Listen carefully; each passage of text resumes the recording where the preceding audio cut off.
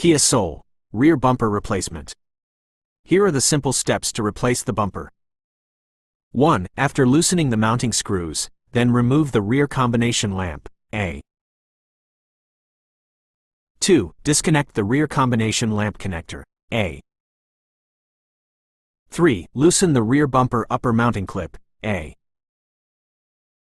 4. Loosen the mounting bolts, A. 5. Disconnect the rear bumper main connector, A. 6. After loosening the rear bumper sides mounting screws and clip, then disconnect the sides. Remove the rear bumper by pulling up the side of the rear bumper and then pull it out. 7. Remove the rear bumper cover, A.